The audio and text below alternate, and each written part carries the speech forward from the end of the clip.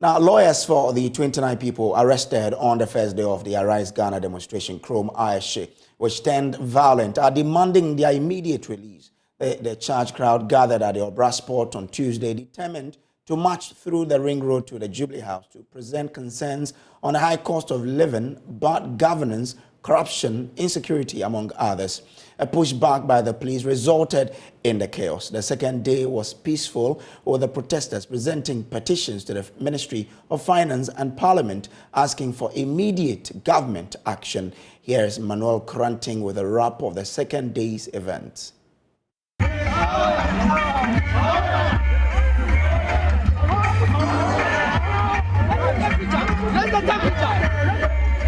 Sounds of charged demonstrators who reconverged at the Elwood Sports Stadium Wednesday morning to protest what they called the prevailing harsh economic conditions in the country and demand of government immediate remedial actions.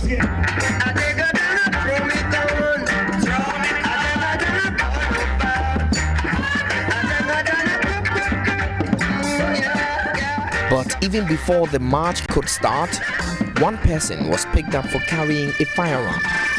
This brought to 30 the number of persons arrested in connection with the protest, which was now in its second day. So all that I'm saying is that if you know that you have a sidearm or any kind of weapon, please kindly surrender it. Already, the police had announced its intention to arrest leaders of the Arise Ghana group. Organizers of the protest were turned chaotic on Tuesday, a move the protesters were determined to resist. They will just take me to the back, but hey, I'm not. They can't take me. No, even me, I'll resist it. I'll resist that oppressor now. You can come and arrest me later on. You can invite me later on. But when I'm in the line of my duty, no, you won't. While they are making cases against us, we'll also make cases. We'll press charges against them. And they can be sure to that. And the same police who you are accusing of bad faith? Exactly. So that's why we are pressing charges. If you are accused of somebody with bad faith, what do you do? There are avenues that we can take them to. Don't you know that? So we will do that. Unfazed by the violent clashes with the police on the first day and the imminent arrest, the protesters, now more determined than ever, began their march to Parliament, venting their spleen the whole way. Corruption is too much. If we are going to talk, we will talk a lot. But the only thing we want the masses to know is we want freedom. Rollins, good. Atamels, good. John Brahmani Mahama, good. Rollins, God will bless all of it. But this, from 2017, all my money has finished. Driver.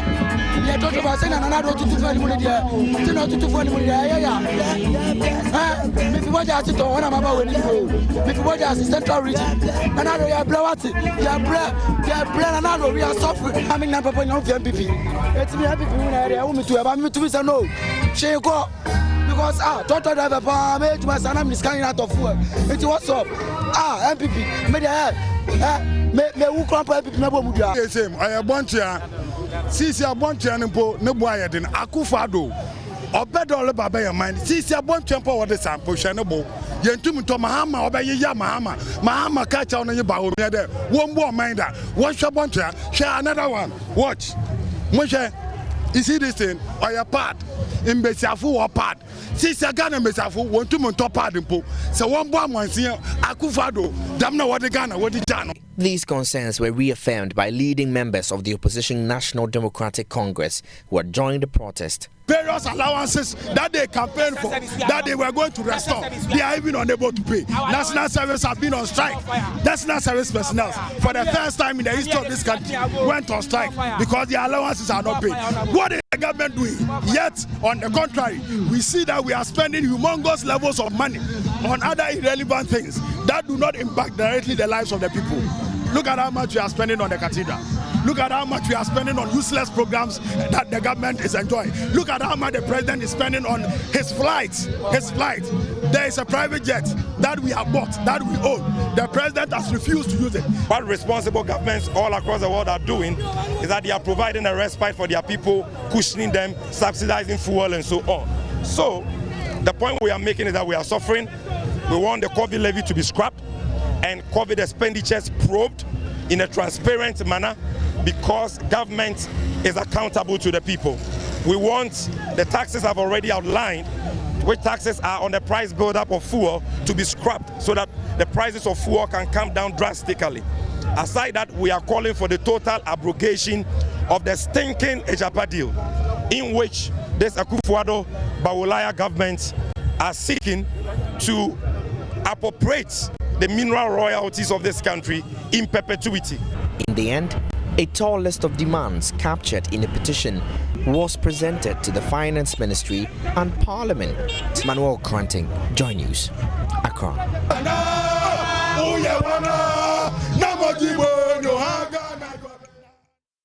Now, the Ministry of Finance and Deputy Minister Asare assured the protesters of government has begun taking steps to address their concerns. I'd also like to thank you for giving us a copy of the petition that is supposed to go to the Speaker of Parliament. I'm happy to announce to you that government has already started meeting relevant stakeholders to see how best we can address this economic situation that has arisen as a result of the COVID-19 pandemic and the Russian-Ukraine war. On Monday, government with the relevant ministers met some important stakeholders on the rising food prices.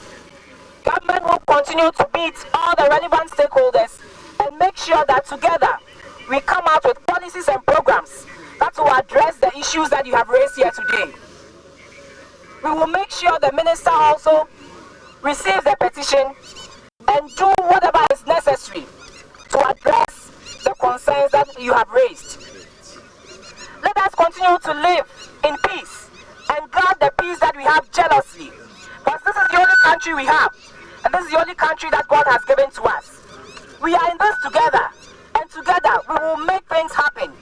We will bring the change that we will all feel in our pockets and everywhere that we are.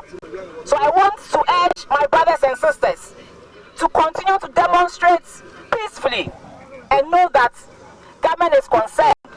And we have already taken the initiatives, and very soon you will see the programs and activities that will be rolled out to address these concerns that have arisen.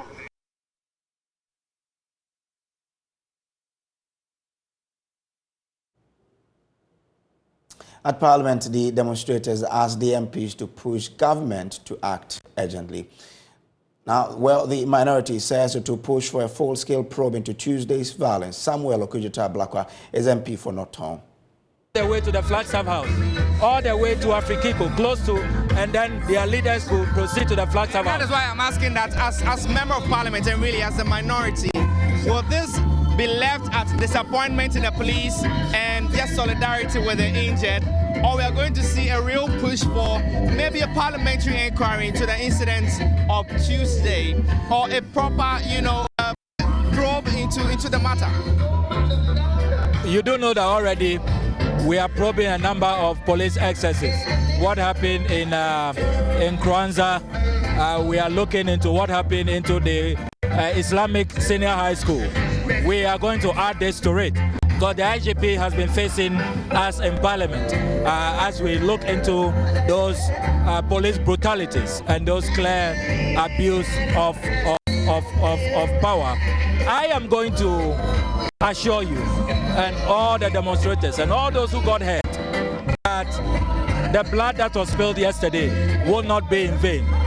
We in Parliament will demand accountability, and we will make sure that we look into these matters and those who are found culpable are brought to justice. Ultimately, a clear message must be sent that the right to demonstrate is a fundamental right.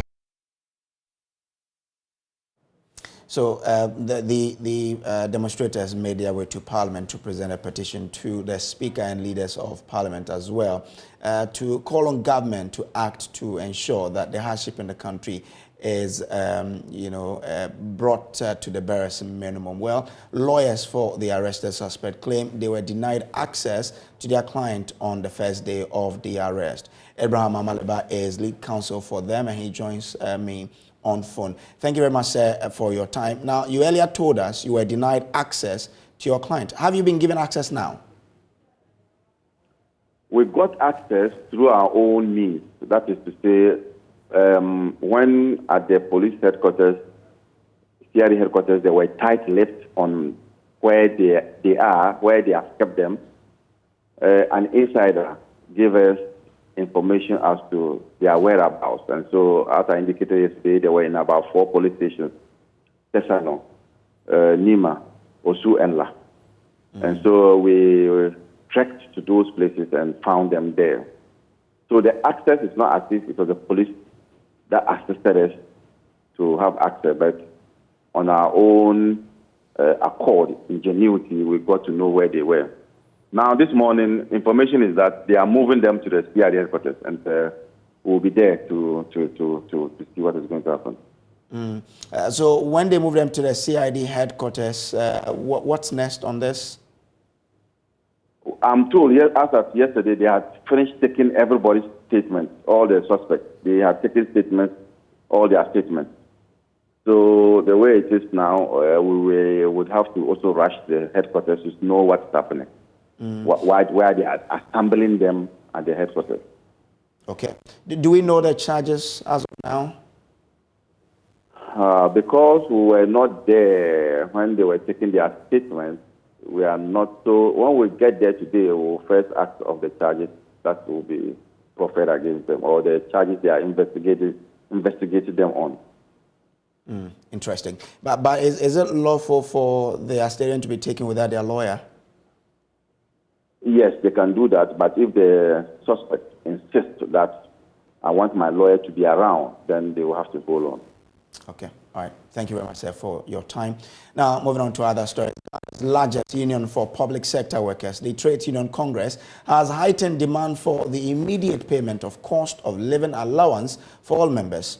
The TUC controls over 700,000 of the public sector workforce and indicates that its members are suffering from the excesses of the harsh economic times. General Secretary of the TUC, Dr. Yao Ba, tells JoyNews failure by government to consider their proposals on the subject will leave them with no option but to embark on an industrial action. Our members are saying that what will help them now, when inflation is 27%, is COLA of 20%, because we got 7% already. That is what we need now. This is not a time to go and be talking about tax and so on. So we expect that the COLA that will be given to us will not be taxed, because that COLA, government is not going to pay social security on it. It's just an allowance. So that one is given. As for what government can do to actually reduce the burden, one of them is what Austin government is suggesting. But that's not what we are proposing now. We are focused. We are proposing 20% increase in everybody's salary for now, so that people can, have their standard of living not worsened. When exactly do you want this to be done? We want it today. Today? Yes. So are you telling us that since the May Day speech you delivered, you called on the president that immediate steps should be taken to meet the labor front to deal with it?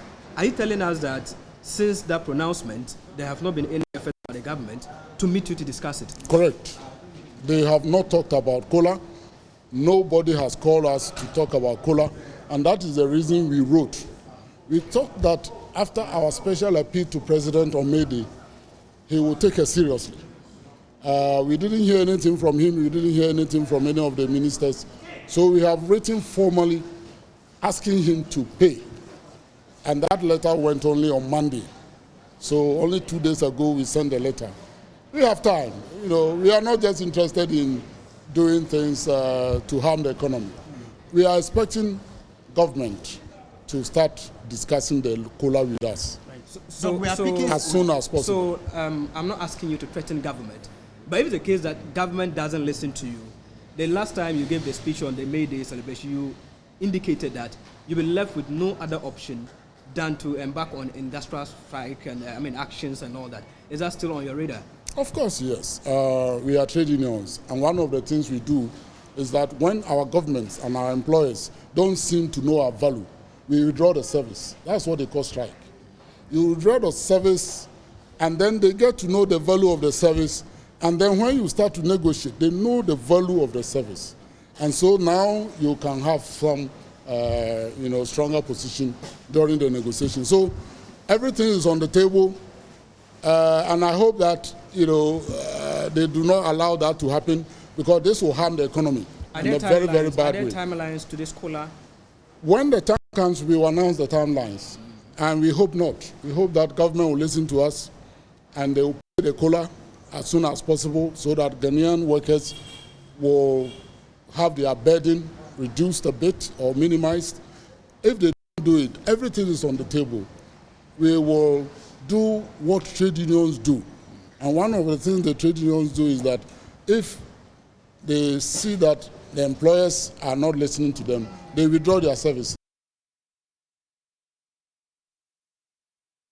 Well, will government ever be able to settle all outstanding issues with its labor force, and how soon? Austin Gamia is a labor consultant joining us with some thought. Now, good morning to you, sir. Thanks very much for your time. Now, what do you make of the latest demands by TUC on the payment of COLA? Thank you. I appreciate the concerns my colleagues in the labor movement have expressed so far. It's legitimate.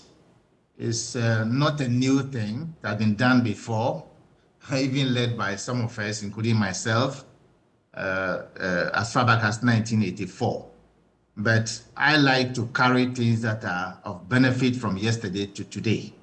So the good thing about 1984 was that a meeting was held by officers of government at the time, with us, led by Dr. Mbia of the TUC. And we had a fruitful conversation, and that's how COLA came into being. Okay. And that is how come we advanced forward collective agreements for wage opener to be held once every year until inflation was tamed, until the fire disaster that we're having, until the troubles that were coming as a result of the revolution being in its new, newness, all those things got tamed. So we reversed to normalcy, but some of the things remained, but the COLA was no longer there. So I'm sure, and I'm surprised to hear from my friend, Dr. Ban, who he does not like such things, and yet for him to say it openly like that means a lot. I'm surprised that my colleagues at the ministry maybe are not fully proactive enough in getting them to the table. It's not too late. They have only today to ensure that these things are talked over and a solution is found to satisfy both sides. So I'll urge them to do just that. That would be very helpful. But with your experience, to hear that government has not met them since they put the statement out earlier and gave warning that if government doesn't attend to them, they would go on strike. How do you see it? Is it neglect or what is it? Well, I'm amazingly surprised.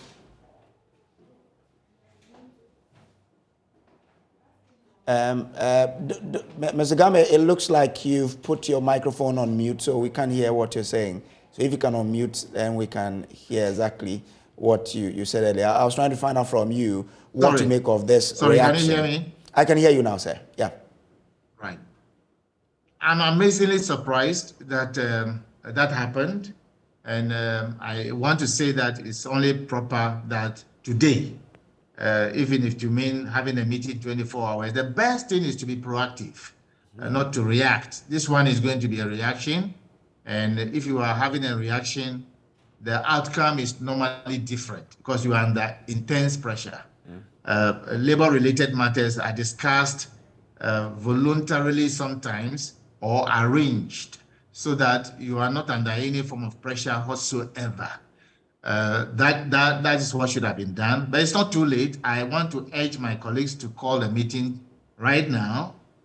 Shortly after this conversation, I want to hear that there is a meeting ongoing so that they can have a genuine conversation, not going to argue and debate, because that will produce a winner and a loser. Because any one person paid by government today cost us all something, and Dr. Ba has alluded to it already. However, they will do it to alleviate the plight of working people.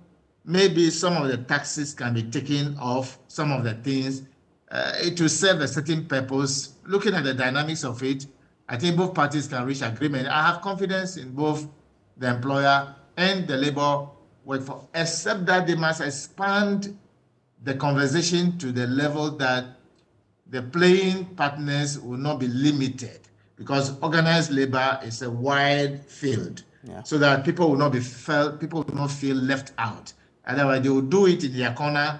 Not only people who are affiliated, but it must be expanded, and I think they will get some result out of it. But they have shown a very tricky situation. They have shown the willingness to come to the table, but if you listen to them, it looks like government is the one that is not calling them to come to the table. And we are facing a situation where if care is not taken, we'll be faced with a lot of industrial action. So what would be your advice to government? It is government's call now. I've said it and I want to repeat it. Look, proactivity is not a figure of speech. It's something that is done. It's a doable thing. And they have the resources already. They have people who are capable. My friend, the Minister of Employment, Ignatius, is a very noble person. His deputy, they are very dynamic people. They should call meeting immediately, and they must ensure that if not the Minister of Finance himself is able, Deputy Minister Abuna, or they should be there present so that they can have a fruitful conversation and ensure that the agreement they will reach will not hurt the system. And Labour will understand Dr. Ba and his team. They are very notable. They understand the economics and the workings of it. And so they should call the meeting immediately at once so that they can have that conversation. They should not delay for any reason, because delays, people say, are dangerous. I think I want to urge them, the meeting should be called almost immediately, and they should expand the meeting in such a way that all the players in the labor market should be present, so that there will not be, I didn't know about it, so we are going to take action. Okay. The NAGRAs, the NAT, the concerns, and all those people should be present, so that Dr. Ban will lead them and his team. They'll be able to have a good conversation, and I have confidence in them. They'll be able to reach agreement. Thank you very much, sir, for your time. That's Mr. Austin Gama. He is a labor consultant. Moving on to other stories. The NDC minority in Parliament are alleging that government is planning to spend a colossal $35 million, translating to about 280 million Ghana cedis, relocating the Ameri power plant from the western region to Kumasi. The Energy Ministry announced plans of relocating the plant to Ashanti regional capital last year. But speaking to the media in Parliament, ranking member on the Energy Committee, John Jinapo, said the planned expenditure is alarming and government must put it on hold immediately. Parliamentary correspondent Kweku Asante has the rest of the story. The 250 megawatt power production plant was brought into the country at the peak of the energy crisis under former President John Mahama and has since become a property of the Ghanaian government. In March last year, government signaled its intention to relocate the power plant located at Abuaze to Kumasi in the Ashanti region to help stabilize the national grid. But ranking member on the Energy Committee, John Jinapo, is questioning the sum involved in this transaction. The minority in Parliament has noted with grave concern attempts by government to transfer the Ameri power plant to Kumasi at a whopping $35 million. We find this strange, we find this incongruous, and we find this unfortunate. Not only are we alarmed by the astronomical price they intend spending, the minority are also alleging that government is introducing into the deal Detainees, an energy company allegedly involved in the 2018 Ameri scandal. According to John Jinapo, the involvement of the company is a ploy to benefit some members of government. We have also noted with grave concern attempts to reintroduce miscellaneous trading company into the whole scenario. You would recall, ladies and gentlemen, that somewhere in 2018, miscellaneous company was at the center of the Ameri scandal, which led to the dismissal of then Energy Minister Boakye Ejaku. The Akufo-Addo-Bawumia-led government is once again using surreptitious and clandestine means to appropriate the plant to their cronies and friends. The majority side in Parliament are so far tight-lipped about the situation. What our sources are telling us is that this information that the minority have just put out is yet to come to the attention of the Mines and Energy Committee. But the minority have other concerns. They are also alleging that government is bringing pressure to bear on PURC to approve the tariff proposals that have been sent to them by ECG and other such utility companies ahead of the tariff review this year. We have also become aware that the economic management team under Dr. Bawumia is cajoling and coercing, and in some instances, compelling the PURC to increase electricity tariffs at astronomical levels. You would recall that as we speak, fuel prices have been increased by more than 100% in less than 6 months. This is unprecedented. Inflation is gone through the roof, over 30%, with food inflation leading the charts. Enough of the suffering, enough of the incompetence. In a situation like this, one would have expected the government will stand up to the plate, think outside the box, own up, accept responsibility, and do the needful. Now, children of Ibrahim Mohammed, an Ejura-based social media activist whose murder sparked mass riot in the town, say they are still battling traumatic scenes of his death 1 year after he was killed by unknown assailant. 2 of the 5 girls he left behind are unable to use the main entrance to their house to avoid coming into contact with the bloody spot where their father was found unconscious in a pool of blood. Police say Ibrahim Mohammed, also known as Kaka Macho, was attacked in the head, possibly with a club by his assailant as he entered his family house on his motorbike. My colleague Ohim Interior visited the Dagomba Line family house of the late activist at Ejura 1 year after his passing and has come through with his report. Ibrahim Mohammed, a fashion designer noted for using social media platforms to address the ills in Ejura, died at the Konfanochi Teaching Hospital 3 days after he was attacked on June 26, 2021. Police say the late activist was attacked whilst entering the family house here at Dagomba Line in Ejura through this entrance, which then used to be a wooden gate. Any day I entered the house, I remember the scene I saw that day. He was pulling his motorbike in. Then he was hit by the sticks. You can realize maybe one is hiding here, one is hiding here. So they attacked him here. So he was lying in a pool of blood. At that fateful dawn when you come, this sport potholes is full of blood. The sticks were lying here, one there. And the people have fled away. Angered by the failure of police to arrest his suspected killers, the youth went on rampage, attacked the Ejura police station and vandalized property. I called Lieutenant Colonel Pipra, commanding officer, 4 Battalion, to dispatch some of the teams of Operation Calm Light to provide protection. A military reinforcement deployed on the orders of the Ashanti Regional Minister Simon Osei-Mensah to maintain law and order ended up gunning down 2 more people. Somebody in a military uniform kneel down, aim at somebody, shooting him down.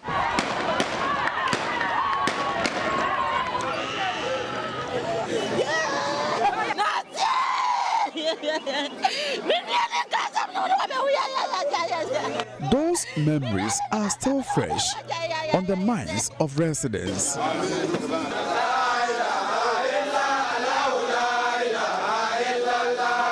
What happened was not something that the citizenry, for that matter, the opinion leaders, the chieftaincy institution, the assembly wanted, particularly the shedding of blood. It is an incident we do not want to remember. Abulai Abubakar's younger brother, 25-year-old Abdul Nazil, a father of one, was among the protesters who were killed. He died protecting the multimedia team who covered the protest. That day I was together with him. After the cemetery, I came before him. On his way going, he met some of the youth. He made a ring with one of our junior brother, defending the media people to cover the demonstration. Some minutes we were here, they called and said they have shot him. I went to the hospital. I met him on the hospital bed, already dead. Just like that. But despite receiving compensation from government on the recommendations of a committee of inquiry, his family wants to see the military officers who took part in the shooting punished. We were not demanding for compensation. The government compensated us on his own wisdom and the love for the family. He did that, but we did not request for compensation. What we want is justice, nothing but justice. Nobody is supposed to be above the law of this country. So what we are calling for is he should come out and explain to Ghanaians why there are so many options of defending or controlling crowd. Then they decided to use live bullets. So we wanted a stop for this type of killing.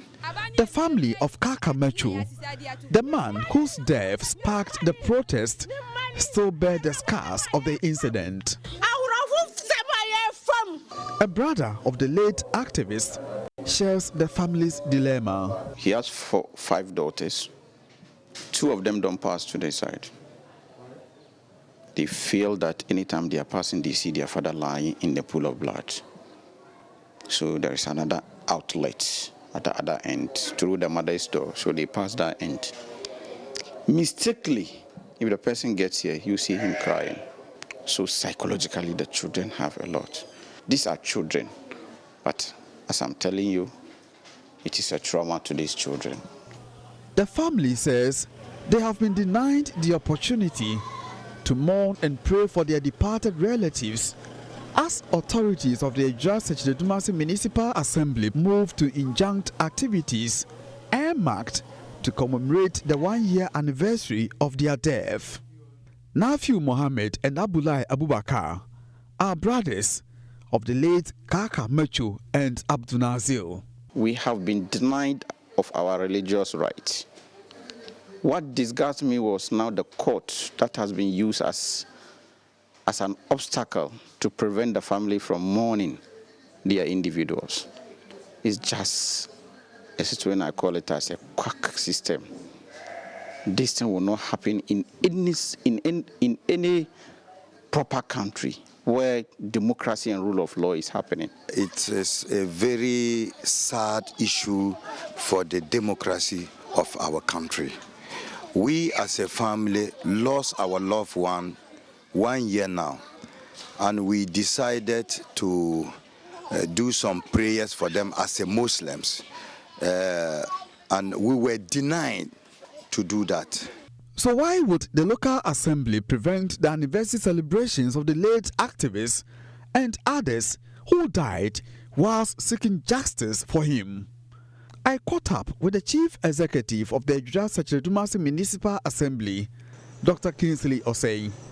The traditional council, the assembly, and the Muslim community came together and organized 1-year anniversary in a form of prayer session for the departed souls, the 3 of them.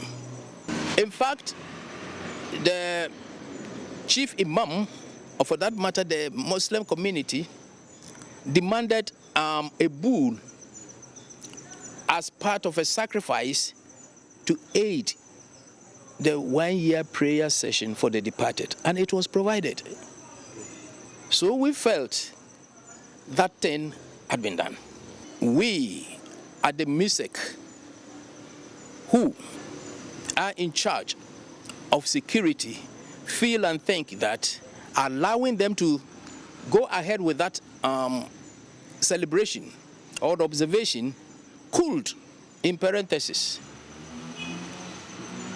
bring about another uprising, and we wouldn't want that to happen. From Ejura in the Asante region for JoyNews, I'm Ejura reporting. Now, desperate and pushed to the brink, she took a tough decision, a bold move into a male-dominated space, the car cleaning industry. After years of working for others and not finding satisfaction, Felika Mahama, a graduate from the University of Development Studies, created a niche to meet the needs of residents in East Legon. Joy Prime's Emmanuel Jivenu went to meet her and reports. Give us 5 minutes, we will be there. Felika Mahama is a graduate of the University of Development Studies. She started a clerical work but was not satisfied with the job. She applied to be a marketing agent. Then she hit the runway as a model. Poor remuneration forced her to reconsider other options. I worked with like 4 companies. One was an IT company. They develop and market computer softwares. From there, I moved to a shipping company. Then I joined a startup. I also did a bit of modeling, for some few years. I joined the Forestry Commission, Youth in Afforestation. I was also with them for about 3 years.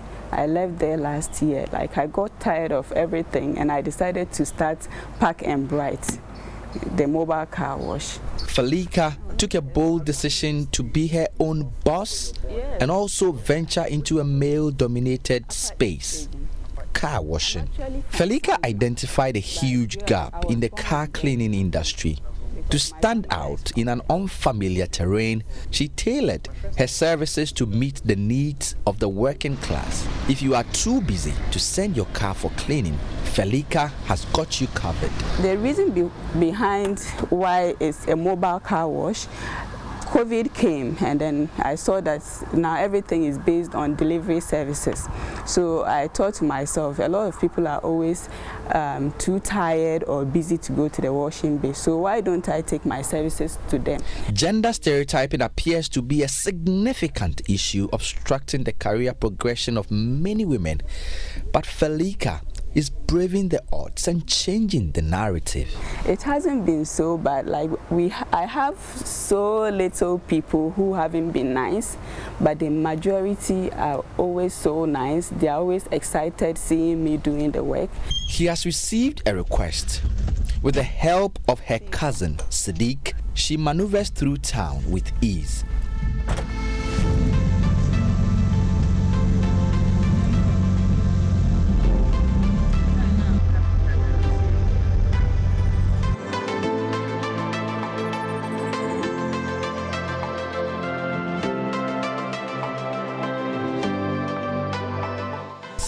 For now, Park and Bright Mobile Car Wash renders services within the catchment area of East Legon. Hello, customer. Good morning. Hi. I'm fine. Okay. So when we are done, okay, thank you.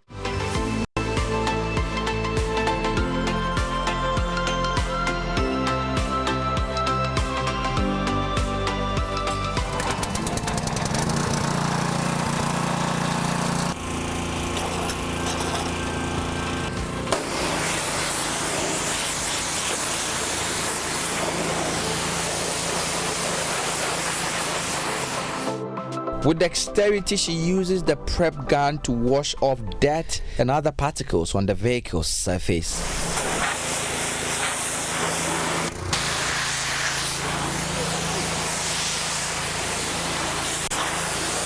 What I did first with the car was to blow the dirt off the car before shampooing the car. If not, normally when the car is dirty, you have particles of stones, and when it can destroy or scratch the car. Felika keeps receiving requests while on the wash, some to places beyond her catchment area.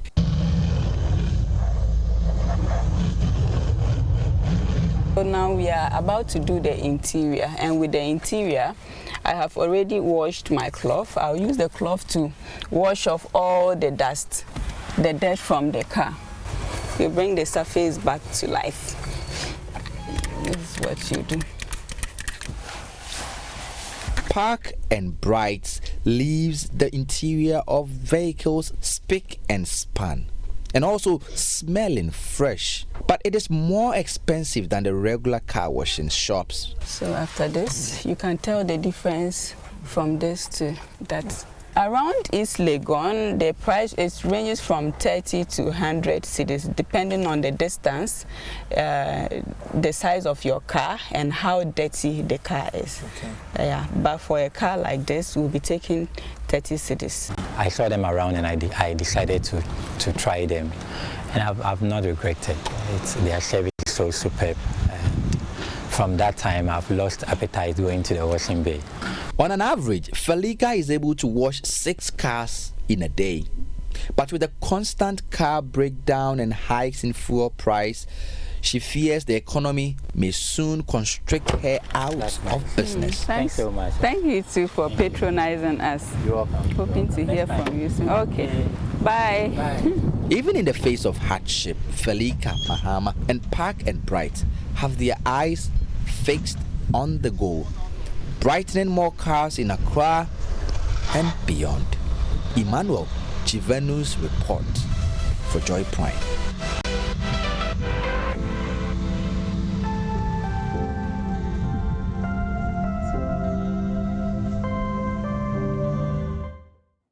A great and motivating story there. It serves as a great motivation for a lot of us graduates out there who are still unemployed.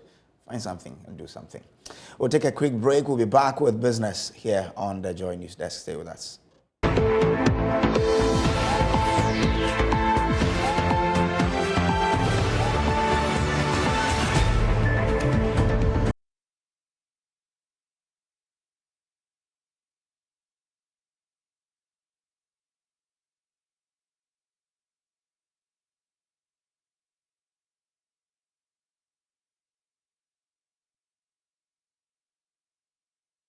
Hi, good morning. Welcome to Business. My name is Darryl Kwao. The Ghana Stock Exchange has registered its first listing on the main market since the last 2 years. The mineral resources firm Asante Gold Corporation is floating about 350 million shares onto the market in Ghana after meeting all statutory requirements of the Securities and Exchange Commission as well as the Ghana Stock Exchange. Here's more in this report.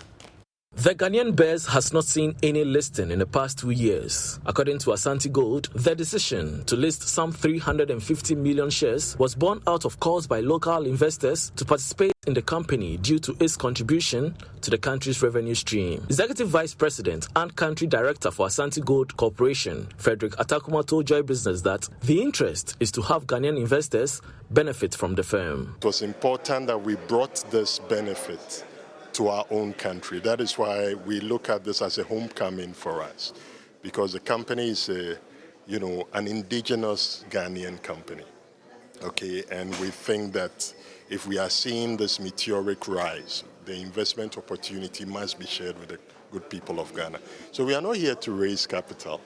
That's not our interest at all. We just want to offer, the investment community in Ghana the opportunity to participate in this asset, given the growth trajectory we've set for ourselves and the ambition we have to become a tier 1 mining company, based in Ghana, but ultimately even spreading out into West Africa.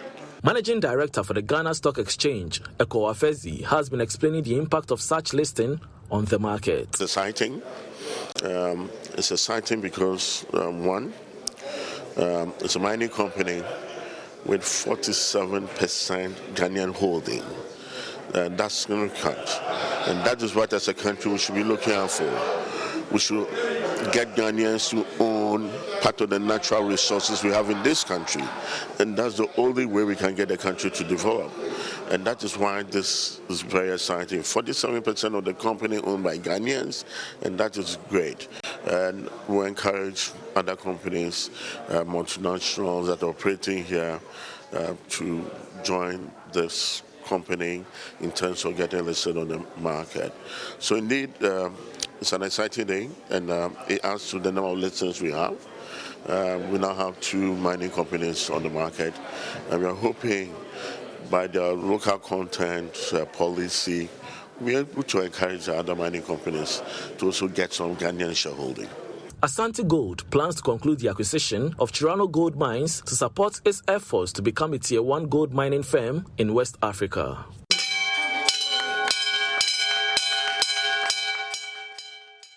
Now, Ghana's rising debt is expected to be the major focus of any negotiation should the government agree to have a program with the International Monetary Fund. Now, this is what Joy Business has picked up from persons with knowledge of ongoing discussions between the fund and Ghana. George Rafe has the latest. Sources say the country's major problem now is debt sustainability.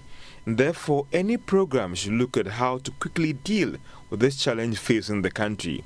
Initial data shows that it may involve a lot of work, and that could result in cutting down on government's expenditure. We even understand that there could be the likelihood that some of government's flagship program may be frozen in order to contain this rising debt stock.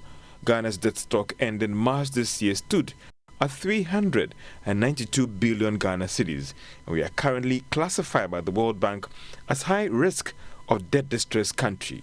But looking at the way things are going, it could take about 6 months or to a year for any program with Ghana to take off with the IMF. That is, if government makes that formal request today, and that should be followed by another one that is usually called a letter of intent that should be signed by the governor of the Bank of Ghana, Dr. Ernest Addison, and Finance Minister Ken Ofori-Atta. Sources say the program to stabilize the economy should be put forward by government, and the IMF will give its approval.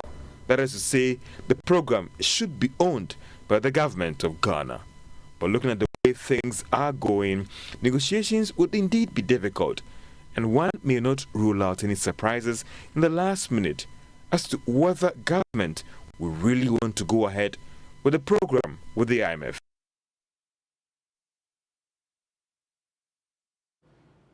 And that's business. Sports is coming up. Do stay tuned.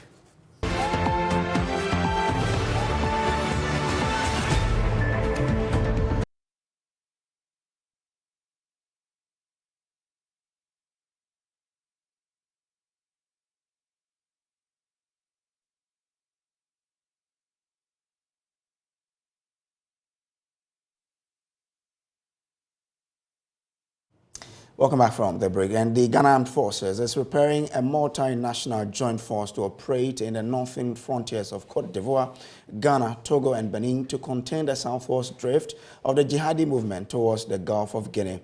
The Chief of Defense Staff of the Ghana Armed Forces, Vice Admiral Seth Amoma, disclosed this at Daboya in the Savannah region when he visited a contingent under training dubbed Exercise African Lion. JoyNews' Northern Region correspondent Martina Bogri has more.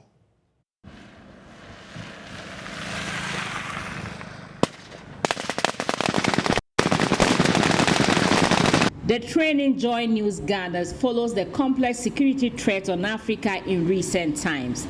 The exercise, a collaboration between the Ghana Armed Forces and the United States Africa Command Conduct, is to build the capacity of the military on the integration of air and ground troops and in operational and tactical level skills.